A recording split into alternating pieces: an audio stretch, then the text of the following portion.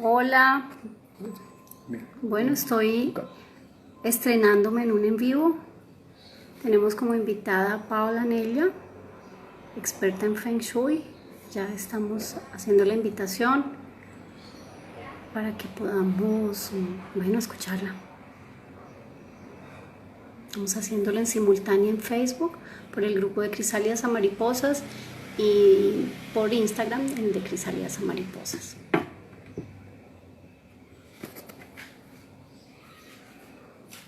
Me está pidiendo la solicitud de...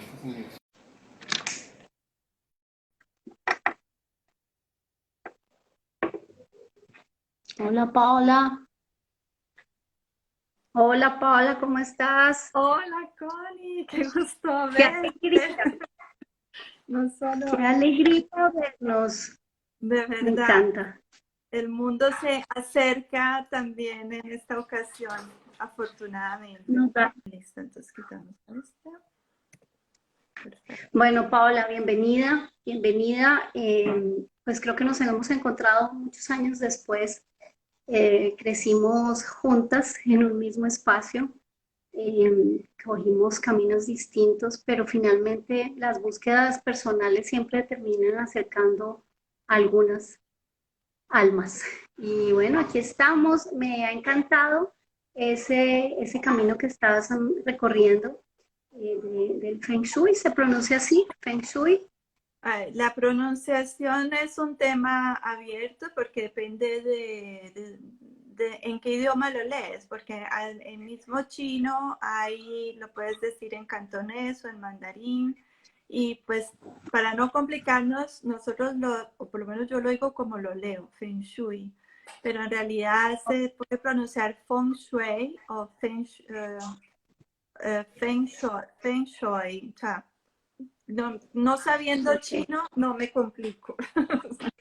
Me quedo Bueno, no te veo, aquí está, no te veo en Facebook. bueno, mientras igual estás, tú eres la invitada, está bien. Gracias. Paula, cuéntanos cómo llegaste al Feng Shui. Estaba hoy que estaba muy emocionada de hablar contigo y de hablar con Colombia después de tantos años. Yo ya llevo más de 26 años en Italia.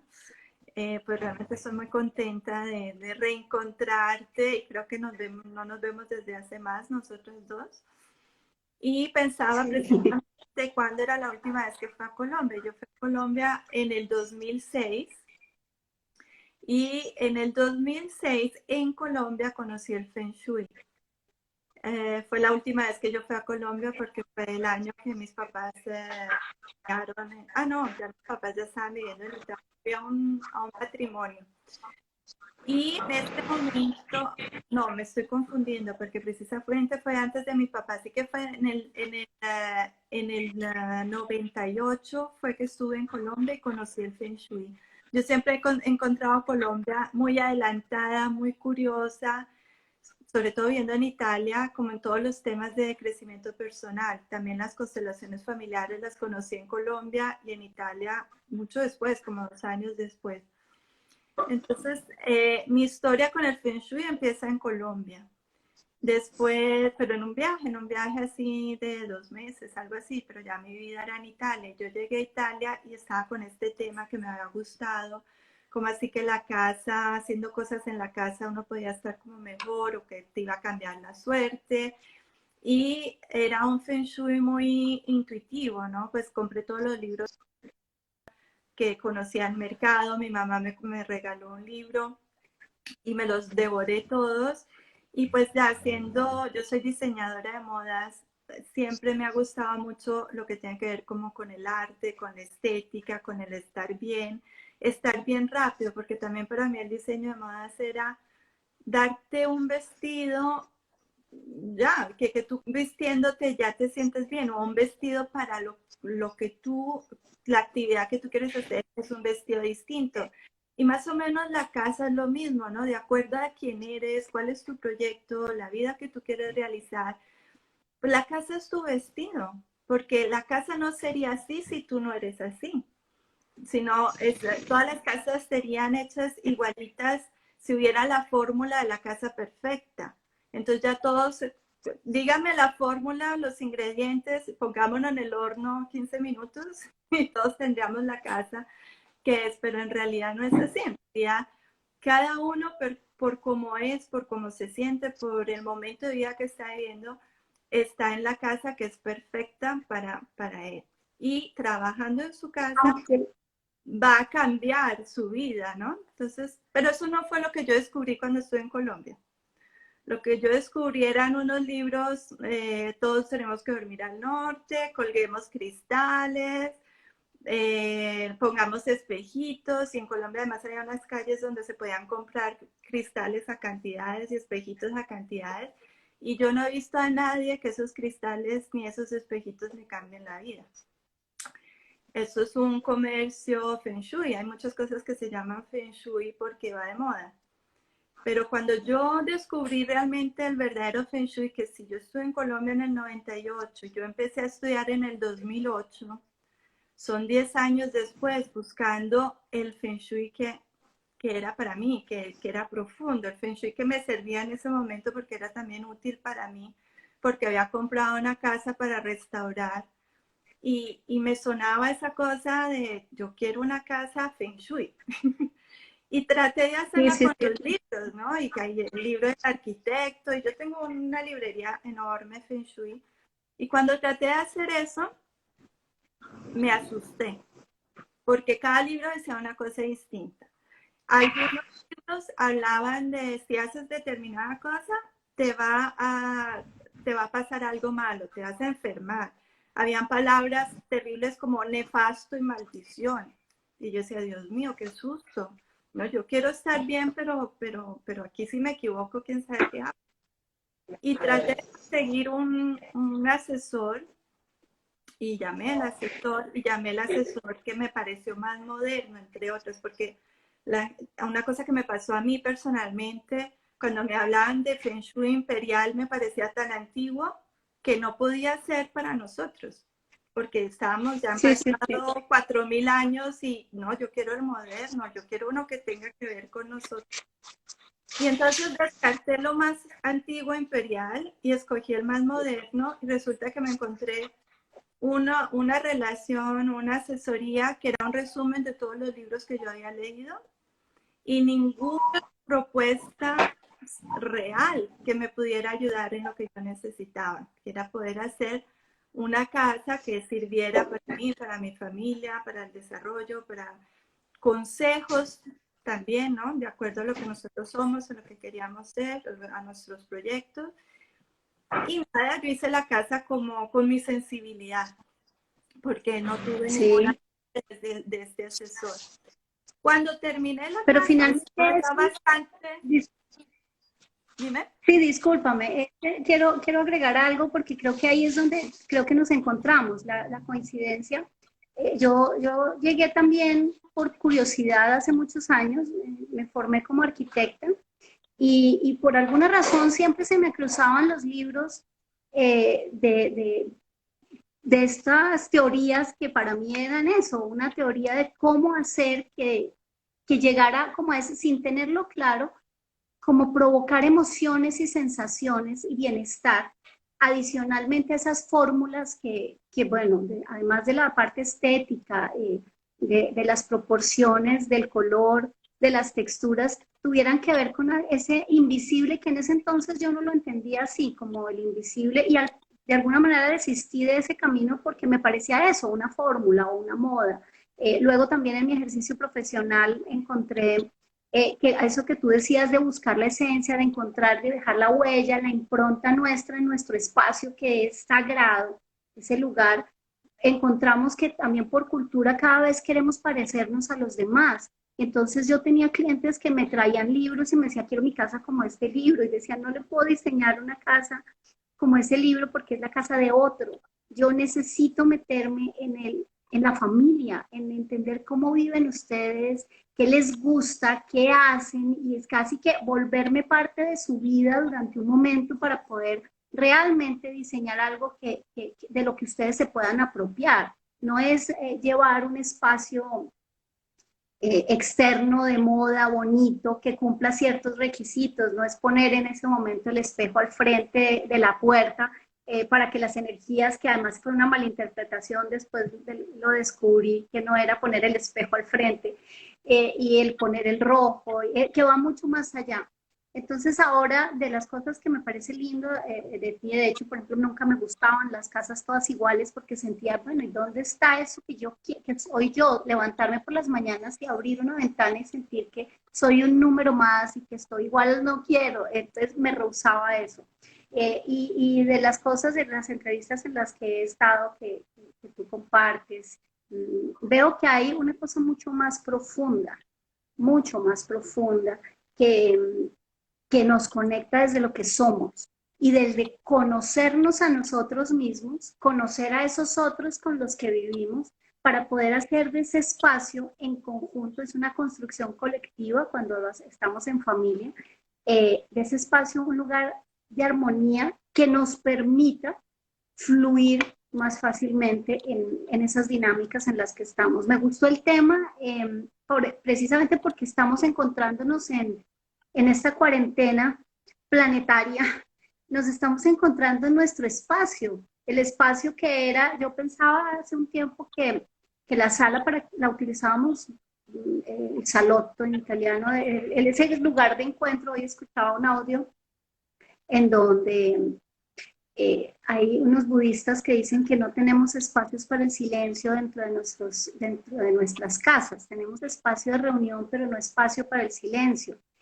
Y hoy que estamos todos al tiempo en diferentes áreas, porque hay unos que tienen mucho espacio, otros que no tienen tanto espacio, pero no hemos logrado conquistar nuestro propio espacio de silencio. Entonces me parece súper oportuno que nos cuentes y nos compartas que, bueno, cómo nos podemos aproximar a eso, porque no es tampoco decir tres cosas, chulearlas y ya, sino es ir avanzando en ese camino.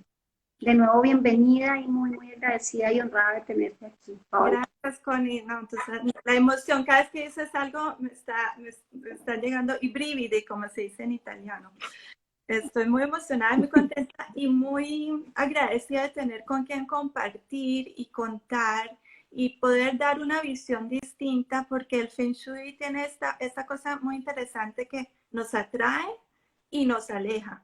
Porque nos atrae de un lado porque nos parece súper chévere, pero cuando la queremos aplicar nos parece que no funciona. Entonces también nos frustra porque no lo hemos entendido y comprendido profundamente.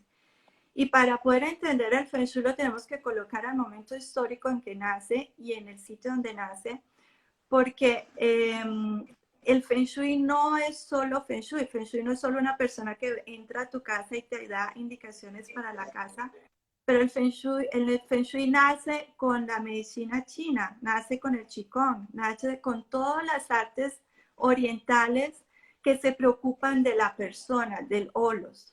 El tiempo las ha ido separando, pero un maestro Feng Shui tenía todos estos saberes porque la persona está incluida en en un microcosmo. Y todo lo que nosotros somos forma parte de lo que comemos, de lo que nos vestimos, de donde vivimos.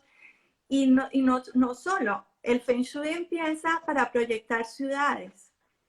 Le era súper importante, el maestro Feng Shui era el que acompañaba al emperador para escoger el mejor sitio donde construir la ciudad, porque si la ciudad estaba bien construida, el beneficio era para todos los habitantes.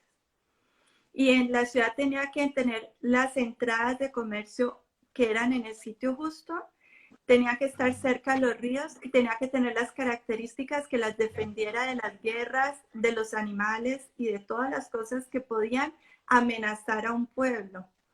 Entonces, el Feng Shui en este momento se está reduciendo a la casa, pero en realidad el Feng Shui era proyectar para el bienestar de todos.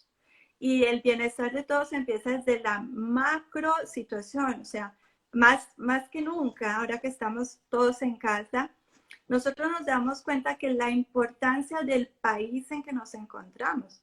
la situación que nos estamos viviendo en esta cuarentena depende también de que en qué país nos tocó, qué país hemos escogido vivir o en qué país estamos viviendo.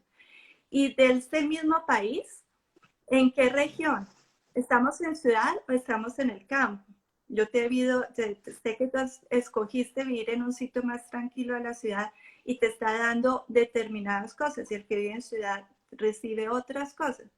Entonces, la casa en realidad llega casi al final de todas esas elecciones que hacemos para la calidad de nuestra vida.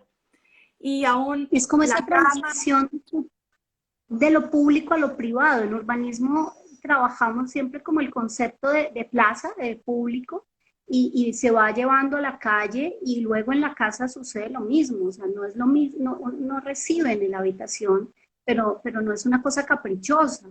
Es un tema de proteger también esa intimidad que tenemos y que hay un espacio para cada cosa, ¿no? Es el entender el macro y el micro al mismo tiempo. claro, qué importante, yo pues sobre todo en Colombia, conociendo el barrio en que vivimos.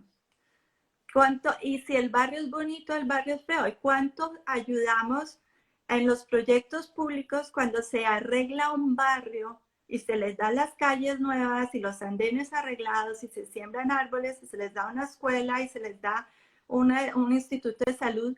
¿Cómo está este proyecto cambiando la vida de la persona?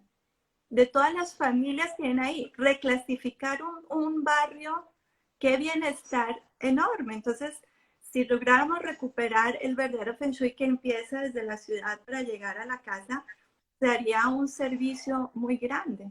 Pero como no estamos en los proyectos de las ciudades, de los municipios, pues empecemos por lo que nosotros sí podemos controlar, que es nuestra casa. Y ya, como cada uno cuida su casa y mejora su espacio y mejora el jardín y lo que está al lado y su barrio, pues también podemos hacer una acción de cambio vida de adentro hacia afuera. Nosotros sería claro, genial que trabajáramos gobierno y personas al mismo tiempo. Pero si el gobierno no nos está ayudando, pues nosotros podemos cada uno poner su granito de arena. Y para eso es muy importante el Feng Shui. Que el Feng Shui, aprovecho para aclarar, porque además tú sabes más que yo siendo arquitecta, que esa atención al espacio no es exclusivo de los chinos.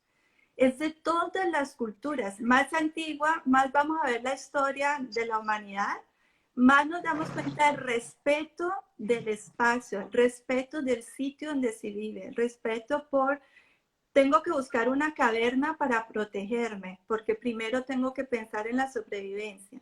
Y se empiezan a construir las ciudades con estas características, donde vamos a tener todo lo que nos sirve a las personas, donde nos protegemos, donde nos nutrimos.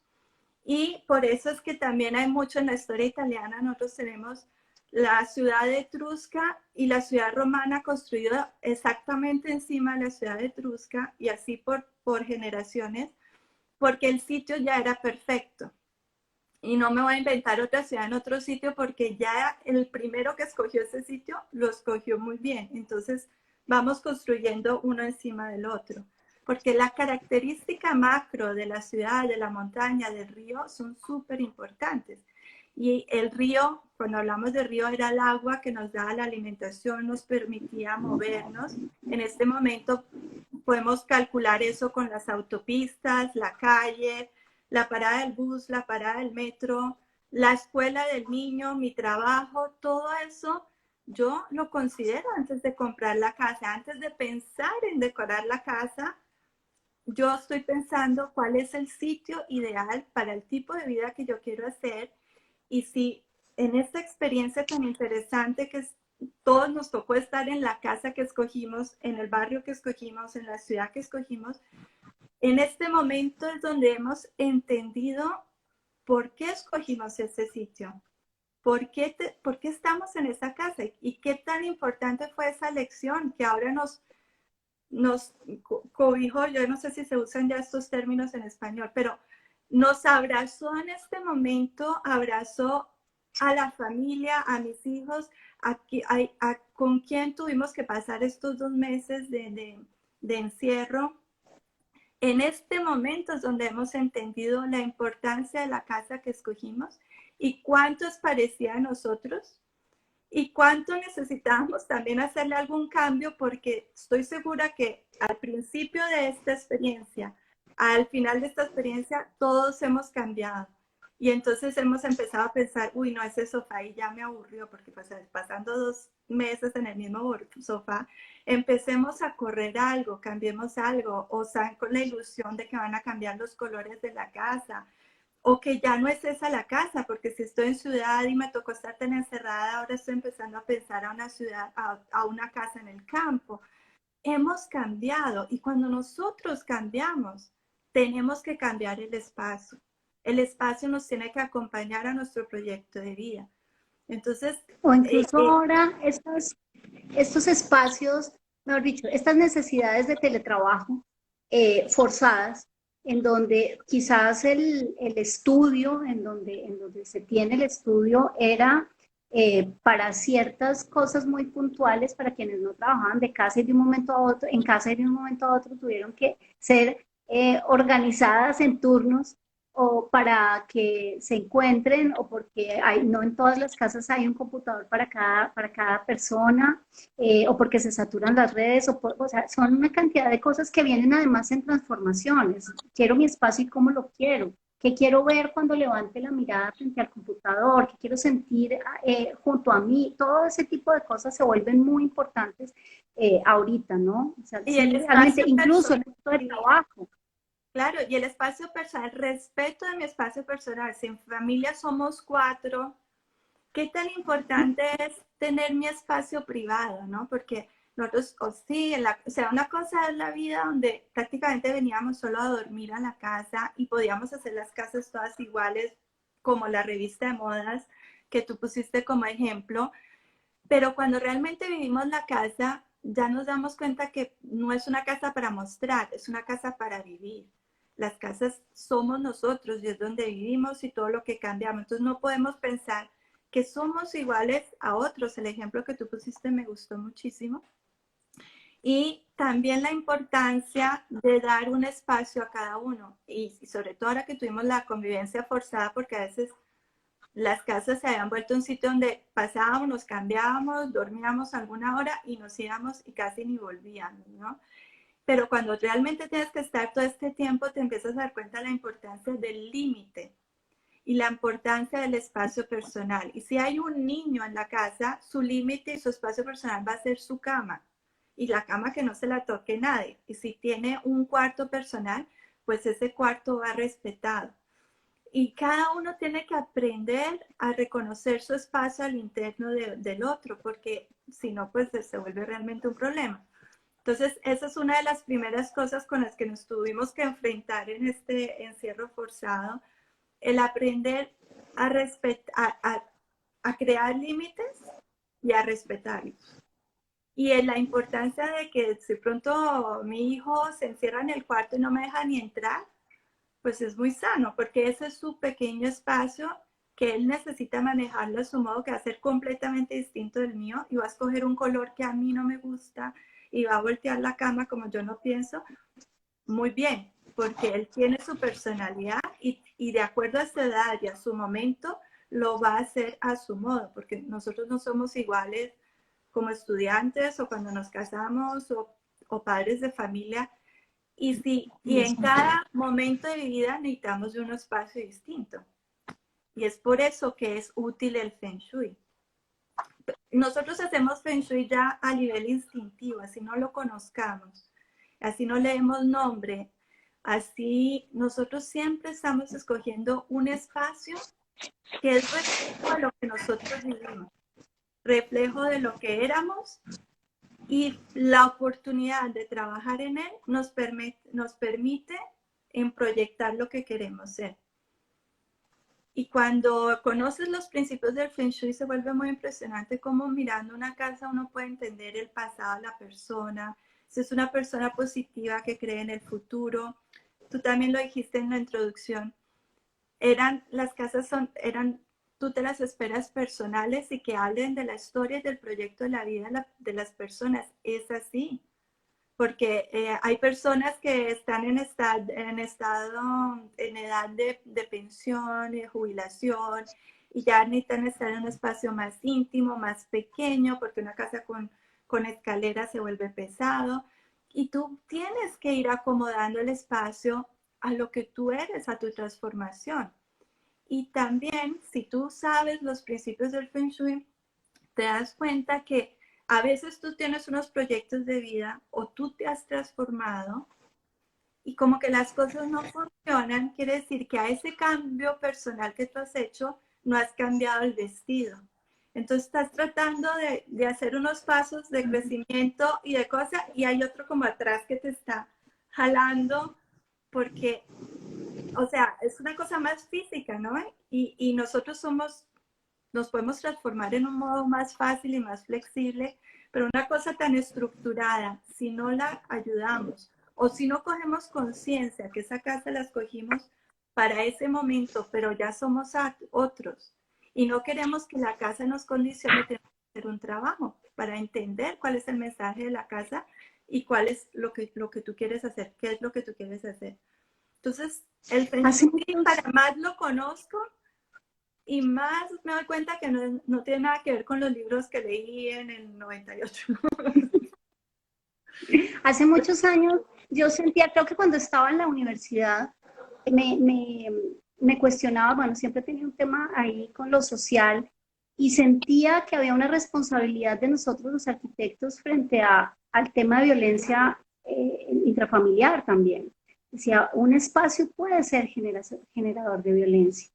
Las circunstancias, por supuesto, pero el espacio mismo, y yo he llegado como a la conclusión de que no importa el área que se tenga, mientras esa distribución, esa organización, ese orden que quizás se requieren los espacios en coherencia con lo que yo soy, seguramente me va a permitir eh, entender y sortear esas situaciones que inevitablemente nos dan las relaciones humanas. O sea, no es que todo sea armonía porque haya una casa perfectamente diseñada con los mejores asesores. Tuve digamos que el reto al principio fue el reto de tener varias clientas mujeres que tuvieron un asesor o que tienen un asesor en Feng Shui. Es decir, había un diálogo interdisciplinario para poder diseñar. Yo planteaba por donde el sol, la vista, lo hacíamos en conjunto, pero había unas determinantes porque ella hacía un trabajo con cada uno de los miembros de la familia sobre el lugar adecuado de la habitación de cada uno, hacia qué lado debía estar la puerta, también a veces incluso en tamaños, en ciertas proporciones, ¿no? La puerta debe ser de tal magnitud, en los baños no de una pared, bueno, la pared no debe estar un baño no debe estar detrás de la pared de la cama, príncipe de ninguna cama, etcétera. Se vuelve, claro, a veces son determinantes, más determinantes de las que tenemos nosotros cuando estamos diseñando, porque además de las necesidades de los clientes y de las personas que habitan allí o trabajan allí, también surgen esas determinantes invisibles, es que va a estar mejor si está al noreste, va a estar mejor si, no sé, si el agua, si no hay esto de identificar las corrientes de agua también siempre me impresionaba. Y decía, bueno, ¿cómo es de importante el saber la historia del lugar? En un municipio, yo viví cerca de Bogotá, en Cota, eh, pues digamos que hay temas de comunidades ancestrales, de indígenas, y lo que había casos en donde había unas energías que la gente no entendía y decía, no, ahí no se da nada, y la gente sale corriendo porque construyeron y resulta que había pasado históricamente algo muy delicado, masacres o algo con los mismos indígenas, y la comunidad lo sabía, la comunidad indígena decía, es que ese lugar no era para construir. Entonces, todas esas cosas se vuelven tan importantes, o el saber incluso si el propietario o la constructora tiene la licencia legalmente adquirida, o si no Ya no estamos sobre un estamos ahí. relleno como en Cota pasaba que se construyó sobre rellenos, y los clientes después me decían, es que yo no sé, estamos bien, estamos energéticamente sobre un basurero, ¿qué significa eso? O sea, toda esta información aparece, aparentemente compramos una casa o tomamos una casa, pero no le damos. la importancia que merece. ¿Qué crees Absolutamente. tú? La historia es súper importante. También cuando compras casa, ¿qué ha pasado en esta familia? Tú le estás comprando la casa a una familia feliz, una familia que está cambiando casa porque tuvieron suerte, porque el trabajo de los que estaban ahí mejoró la calidad de vida, o porque no les perdieron dinero y no pudieron pagar más las cuotas y eso. Esa historia es muy importante saber la historia de qué ha pasado con la familia y por qué están vendiendo la casa, porque también las enfermedades y las cosas, eso son cosas estructurales. Yo tengo alumnos alumnos que son arquitectos y el ejemplo que tú estás dando, que parece que son unas pautas a veces un poco limitantes, ellos estaban diciendo que al contrario se les había facilitado la proyectación, porque ya hay unas claves, ya hay unos principios que si tú los respetas, cualquier persona va a vivir ahí, va a estar bien. Porque el espacio está representando a cada persona, como tú estabas diciendo, y cada también órgano vital y cada emoción. Pero es una cosa física, es una cosa de entender cómo funciona la naturaleza y la relación de la naturaleza con el hombre. Como tú decías, la importancia que tú estabas proyectando, por dónde va a llegar el sol, por dónde se va a esconder. Y no solo tengo que considerar eso, porque a veces puedo considerar que el sol llega por un sitio muy bonito, pero si yo abro la ventana y es un basurero, tal vez tengo que considerar que esa no va a ser la ventana más grande que voy a abrir, sino al contrario, también tengo que considerar todo el entorno, como te decía. Entonces, a veces voy a penalizar el sol, pero voy a favorecer una visual abierta, que es tan importante para que nosotros tengamos una ayuda subconsciente, porque no nos damos cuenta que lo que nosotros estamos viendo detrás de esa ventana tiene que ver con nosotros, con nuestra visión con el futuro, solo que no le hemos dado nombre. Entonces, yo he trabajado también con arquitectos y parece que uno los estará limitando, pero en realidad se les está aclarando y se les está como facilitando que ellos tengan unas herramientas para crear un proyecto funcional y funcional para la familia, aparte que funcional a nivel arquitectónico. Es muy bonito trabajar con arquitectos, muy bonito poner la persona al centro del proyecto, porque de eso se trata, poner la persona, la familia y su proyecto de vida al centro del proyecto. Paula, una cosa, ¿qué sugieres tú para, para las personas que están hoy, que no son arquitectos, que ya están atrapados en su casa, que la sientan como ese lugar amoroso, que puedan encontrar? ¿Qué tips tienes tú en principio mientras se pueden introducir en el tema mucho más, con más profundidad?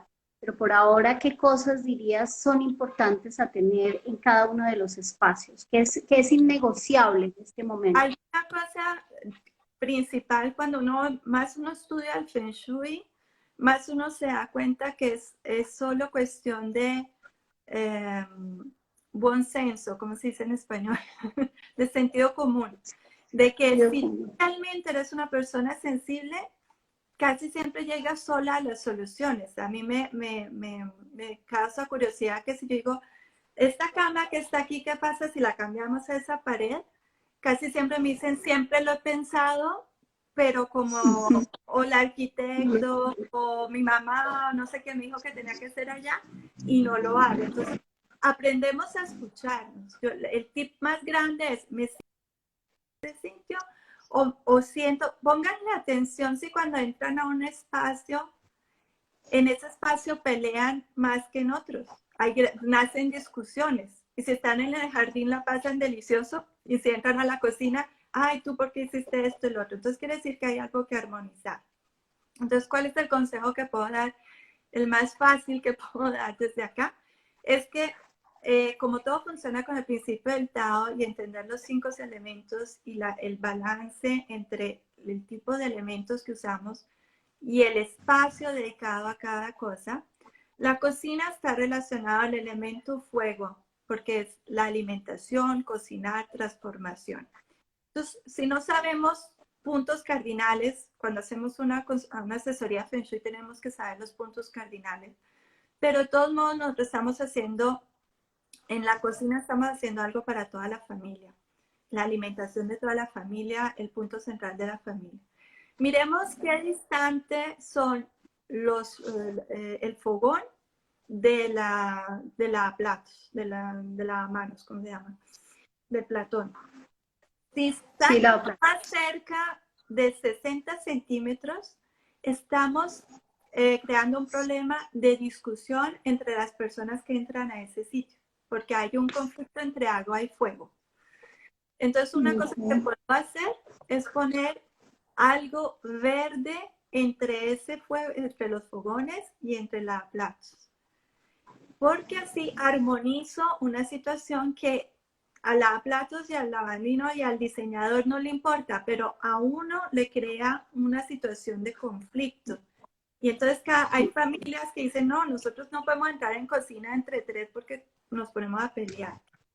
Entonces observen un poquito si es que de pronto o ese fogón y ese lavaplatos están uno enfrente al otro o están demasiado cerca. O la nevera es súper roja y está al frente de lavaplatos. Eso me pasó a mí en una casa. Tenían la nevera súper moderna, completamente con la bandera de Inglaterra, que es rojo, que representa el fuego, y estaba enfrente de un lavaplatos gigante. Y en la cocina la pareja no podía entrar, la pareja tenía un problema bastante difícil de comunicación y no, si entra ella yo no entro, y ya la pareja estaba teniendo problemas como consecuencias de este problema. Entonces, por ejemplo, en este caso que tenemos la nevera de un lado y el lavaplatos en el otro, o sea, están lejos, yo no puedo poner una mata, una planta o algo verde, puedo poner un tapete verde. Pongo algo entre los dos, porque uno está en una pared y el otro está en la otra pared, pues pongo un tapete. Aquí se usan poner los tapetes para cuando uno lava, para no ensuciar y dañar el piso, pues escoger lo verde. Entonces se crea una armonía. Y yo lo he visto, entre otras, es simpático que los primeros que sienten el cambio energético son los perros. Y en esa casa, ejemplo que te digo, el perro no entraba a la cocina. Y desde que pusieron el tapete empezó a entrar. Entonces, ¡ay, divinos! Y eso es porque el animal, claro, yo no le estoy contando, mira, hoy hice una asesoría Feng Shui, desde mañana te tienes que comportar bien y vas a ver que todo va a funcionar bien y creámosle al Feng Shui. Pues no, ellos que son lo que somos nosotros, el Feng Shui, ¿en qué plano funciona? Funciona en nuestro plano animal, no en nuestro plano estético. Funciona en nuestro plano de la sobrevivencia, de nuestro sueño, de nuestra parte. La parte racional está despierta por un poquito. Digo, ok, así me siento en un sitio donde la silla está incómoda y no sé qué, no importa porque yo soy el super wow. A la media hora y a la hora ya empieza a decir, uy, Dios, me duele la espalda, ya, porque tú bajas ese nivel de conciencia, sino empieza a trabajar tu parte instintiva, que es la que no te deja dormir bien si la cama no está bien puesta, si la cama la ha puesto en una situación de peligro, si la silla no tiene un respaldar o una pared que me proteja. Yo trabajo la mitad de lo que trabajaría si la silla está bien puesta, porque el espacio entra en relación con nuestra parte animal y esa parte la tenemos que organizar y ya después podemos hacer todos los proyectos que queramos. Entonces es muy interesante cómo los perros reaccionan a cuando se hace un Feng Shui en una casa. Son los primeros que van al sitio que uno la ha armonizado o arreglado. Y, mira, en italiano nos pusieron la animal a una grosa sensibilidad. Acordémonos que nosotros todavía somos animales.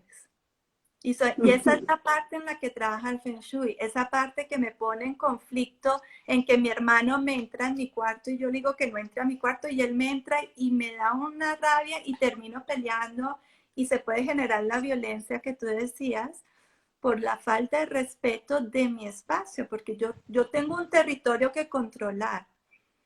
El jefe de todo el territorio son papá y mamá, pero papá y mamá han escogido de compartirlo con los hijos, así que ellos disfrutan los hijos, pero los hijos no han decidido compartir el espacio con papá y mamá. Y me Entonces, hiciste acordarme con mis hermanas cuando estaba precisamente en la adolescencia, teníamos un espacio muy, muy grande, pero yo decidí poner cinta de enmascarar en el piso y delimitar perfectamente mi espacio y le decía a mis hermanas, ustedes de aquí no pueden pasar, no les permitía pasar, porque además yo entendía y decía, ahora lo veo, pues con hijos adolescentes que tuve y ahorita tengo uno, se necesita crear encontrar esa independencia, encontrarse en sí mismo en ese espacio único, en donde tiene como esa soberanía sí, y autoridad. Y súper sí, claro, necesario. genera muchos conflictos. Si tú tienes una suerte que tu familia, el espacio que tienes, te da la posibilidad de tener tu alcoba personal, pues súper, porque entonces tú la vas creando y vas poniendo el póster de tu cantante preferido y la pones del color que tú quieras. Es un poco más difícil cuando hay solo una habitación y la tienes que compartir entre tanto. Entonces, ahí es donde empieza la parte humana, el diálogo. Pongamos confines. Ahora que tenemos que estar en casa y el teletrabajo que tú pusiste como ejemplo, necesita unas reglas. Es muy interesante el Feng Shui porque el Feng Shui yo más lo conozco y más me doy cuenta que, como lo que te decía, sentido común. Es tan importante que el papá haga papá, la mamá haga la mamá, el primer hijo, el segundo y el tercero. Casi parece una constelación familiar, ¿no? Y esto lo vemos en el espacio. Hay un espacio que es el del papá, pero no es que yo tengo que hacer dormir el papá ya, la mamá ya y cada uno, no. Ese espacio tiene que estar armonizado, tiene que estar bien balanceado para que el papá tenga la fuerza de ser el papá, de ir a trabajar y nos traiga el dinero para que la familia esté bien. Y yo me ocuparé de la zona que se llama mamá, que esté muy bien, porque si papá y mamá están muy bien, el resto de la familia está muy bien. Y los órganos vitales a los que corresponde eso tienen que estar sanos.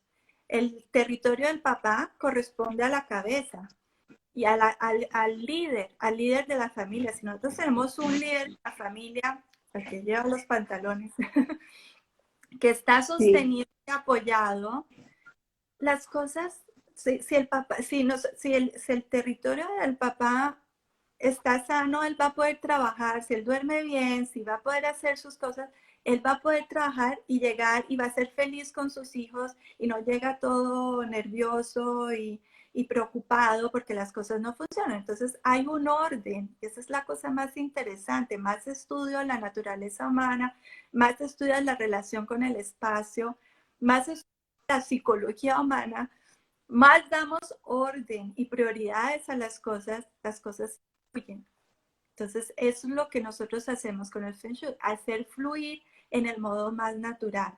Y tiene que ser no con la moda de que eso es chino y voy a colgar lámparas chinas y voy a colgar cristales. Eso tiene que ver con la cultura china. Cultura china, creencias chinas es una cosa, pero el Feng Shui es completamente otra. Piensa que hubo un momento en mi vida que yo no quería que mi trabajo se llamara Feng Shui. Yo decía, ¿cómo voy a decirle al mundo que yo trabajo, ayudo a las personas con la casa y no la llamo Feng Pero Shui? no es el nombre. Porque Sí, la gente piensa en los patos dorados, en colgar una pareja en una parte de la casa, porque además hay muchos Feng Shui, además.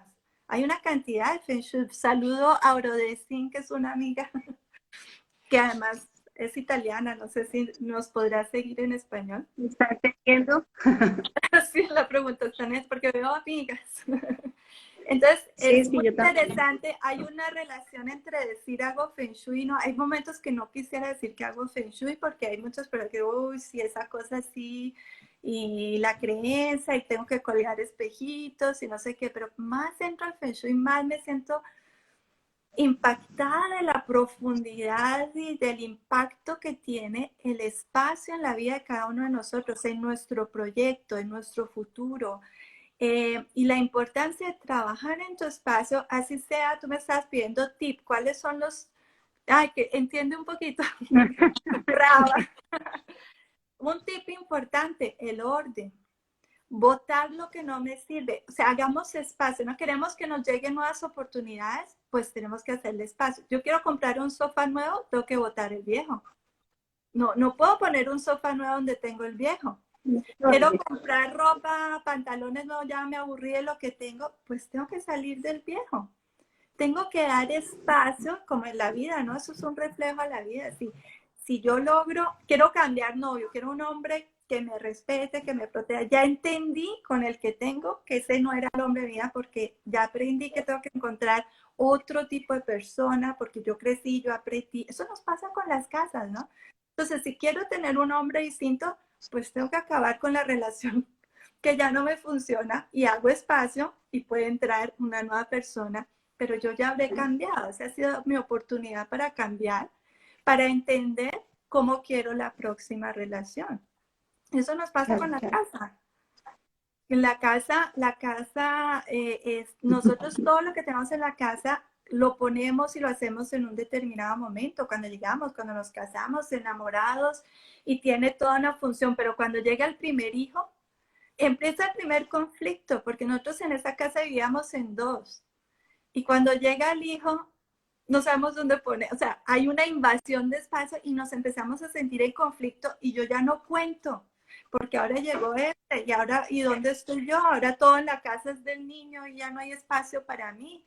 Entonces, cuando entendemos cómo funciona el espacio, aprendemos la importancia que cada uno tenga su espacio. No dejen que los niños invadan, es tan importante los nos, es tan importante los límites. Y los límites tú los das con el espacio, no tienes que volverte el ogro de la familia, no, deja que las cosas del niño estén en su cuarto, porque cuando las cosas del niño empiezan a estar por toda la casa, quiere decir que el territorio, en una casa manda el que tiene más territorio. Entonces, sí, claro. Paola, una pregunta. ¿Por qué la pared o el cabecero de una cama no debe estar hacia el reverso de un baño? Bueno, esto en realidad no tiene tanto que ver con el feng shui como con la construcción, porque obviamente donde está el baño es un desagüe y lo que baja por ese desagüe no es limpio. Entonces nosotros no queremos mezclar las energías, pero las construcciones modernas tienen un aislamiento muy bien hecho. O sea, si es una casa bien hecha, en realidad tú no hay nada que me mezcle mi energía pura del sueño con lo del baño que se está yendo. Entonces, mira, es más importante no poner los baños. Yo sé que va mucho de moda la habitación principal con baño en el cuarto. Esa conexión de la energía que cambia con la energía del dormir, eso es algo que hay que evitar. O sea, me parece más importante eso que el desagüe, porque el desagüe, si una casa está bien hecha, está aislada. Entonces, yo no estoy mezclando energías. Pero si yo pongo la puerta del baño, o sea, un baño en mi habitación o como va de moda, el inodoro que lo veo, pongo solo una cortina, pero forma parte del cuarto, o la tina en el cuarto, yo estoy mezclando funciones. Y en realidad lo que nosotros debemos hacer con el espacio es a cada función darle su espacio. Baño es baño, dormir es dormir, cambiarte ¿cómo se llama? El vestidero tiene que ser vestidero. Pues nosotros llevamos los zapatos usados de la calle, los ponemos en un closet, en un armario, pues sería bueno que no estén mezclados con donde duermo. Por eso te digo que siempre parece que sean cosas de sentido común, ¿no? Que si después las ¿Qué piensas... pasa, mi gato? ¿Qué pasa con estos espacios ahora, digamos que tipo americano, estos apartamentos tipo americano en donde es un solo espacio abierto y todo se integra? La pregunta siempre es, ¿con quién vives? Entonces, ¿cuántas personas viven en ese espacio? Porque si tú estás solo, pues bueno, perfecto, porque no tienes conflicto con nadie y puedes prender volumen y puedes hacer no sé, caminar desnudo y hacer lo que te provoque. Pero más personas viven, más se vuelve necesario crear un espacio para cada uno. Porque qué importante es poner, ya solo hacer una llamada personal. Termina que te cuelgas, me encierras en el baño, que es el único sitio donde puedes cerrar la puerta y no te escucha nadie. Sí, Entonces, sí. y en este momento, yo sé que la arquitectura, sobre todo de la comercial, se estaba volviendo one place, ¿no? Y nadie tenía su oficina privada y con sofá y lo que es.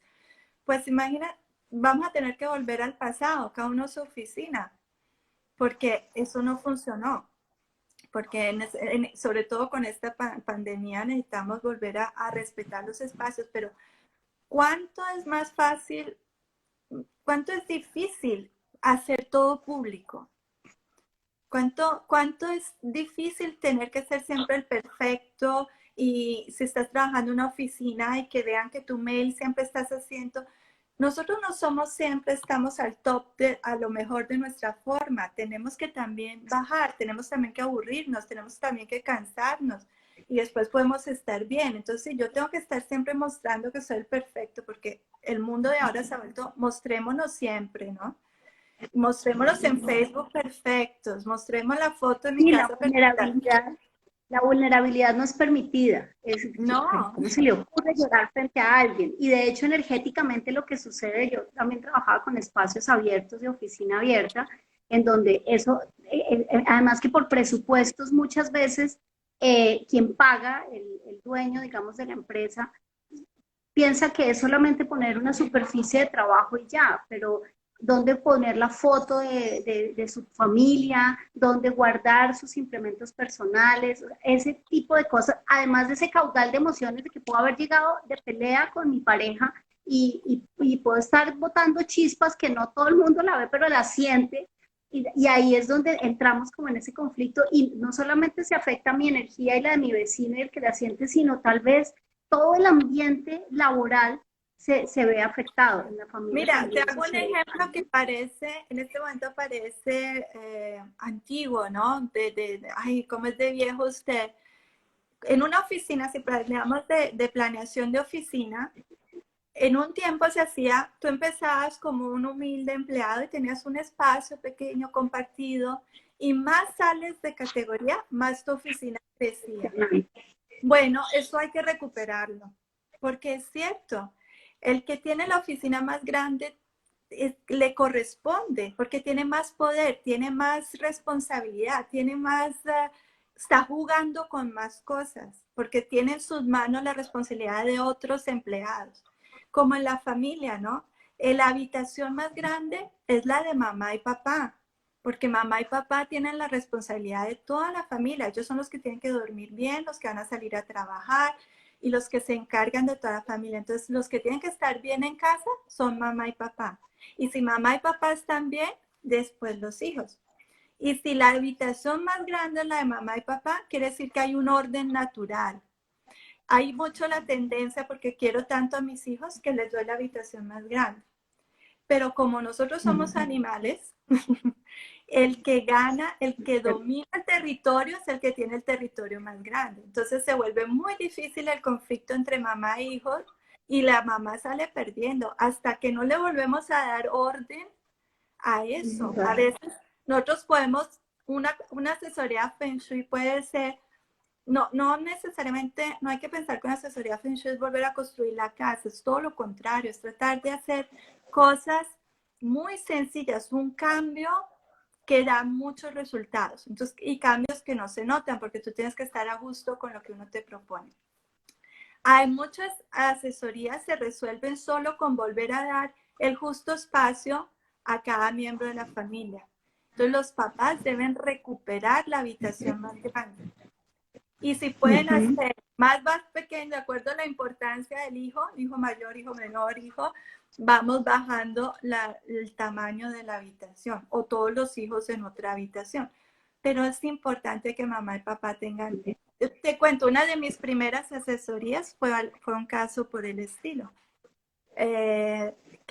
Fui a la casa de una familia, tenían dos gemelas Y prácticamente yo no lograba ni hablar con los papás. Ellos me invitaron primero a un aperitivo, a tomar algo, y mientras hablábamos, estas chiquitas les pasaban por encima, por abajo, hablaban, nos interrumpían y todo. Cuando finalmente fui a mirar la casa, prácticamente las hijas tenían la habitación más grande, pero ya 2, 3 veces más grande que la de los papás. Y la habitación del papá era una habitación muy pequeña que no cabía una cama. Y ellos dormían en un colchón en el piso y no tenían ni siquiera mesita de noche, sino un colchón que además los fines de semana ponían doble colchón y dormían todos en el piso. ¿Cuál es la autoridad de ese papá y de esa mamá enfrente a los hijos?